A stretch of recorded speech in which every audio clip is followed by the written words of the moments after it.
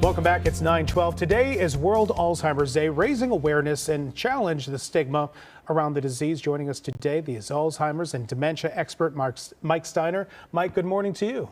Good morning, Sean. So let's talk about this because both of my grandmothers, one of them was diagnosed with Alzheimer's, the other one diagnosed with dementia. But it's hard to see our loved ones kind of not become, they kind of veer away from who you've known all of your life, and they become kind of a different personality. Yes, it's a difficult situation. And what I first want to just address is a lot of times people talk about dementia and Alzheimer's. Yes. Dementia is more of a symptom of a disease, an overriding symptom, whereas Alzheimer's is an actual disease. Lewy bodies, Parkinson's, they are all forms of dementia. So many doctors diagnose dementia if they're not exactly sure which disease. But with dementia, when people start forgetting and start experiencing confusion, best time to start seeing a doctor to better understand what might be going on. When should we be concerned? Because I know as we grow older, you walk into a room and you forget why you're in the room. And a lot of people we laugh about that. But is that a sign, or is that just, I'm just kind of not paying attention to what I actually need? That can be. That happens to a lot of us. Right. In general, when you start seeing or start experiencing your loved one who's forgetting things, maybe appointments, what they're doing, sometimes what day it is, what week, that's some early forms of forgetting and early forms of dementia and Alzheimer's. There's different stages or different phases, sure. Mild, medium, and then of course severe. And when they start getting in their early stages, when you start noticing them forgetting, is a good time to seek medical attention.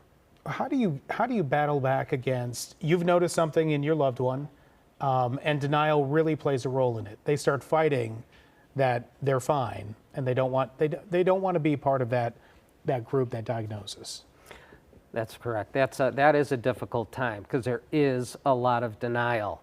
And a lot of times the best things to do is when you're talking with your mother or father or loved one who is starting to forget, some of the best things to do is get into their world, talk about the things that they do remember, and then encourage them to say when they do go to their physicians, their primary or a neurologist, to start talking and explain what's going on, and then they can go ahead and do some more tests that can understand it. There are some drugs on the market now that help with some of the symptoms, but a lot of us are looking at long-term care, end-of-life care, and a lot of us are taking that on as a lot of us have full-time jobs, and then we also have to do at-home care for our loved ones. But are there services? How can we pay for them? There are a lot of services, and a lot of the options that are available are anywhere from in-home care, where caregivers come into the home anywhere from a few hours a day to 24/7, or can even live with someone. 24/7 versus live in, two different animals. For instance, if someone with dementia or someone with Alzheimer's is up all night, you certainly don't want to have a caregiver who's living in who's going to be up all night and up all day. They're going to be a bit basket case in the daytime. Yeah. So having different caregivers, one at night, one during the day, can really help.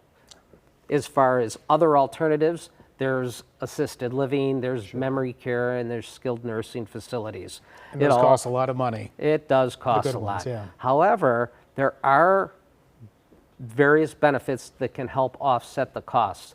Veterans, for example, the VA can pay for a lot of the care for veterans, and a lot of vets don't even know that those exist. There's certainly a lot to explore and a lot of resources online. We'll link those at this story at WGNTV.com. Mike, thank you so much for coming in. You're welcome. Do appreciate it. You can also find them on social media at rightathome.net.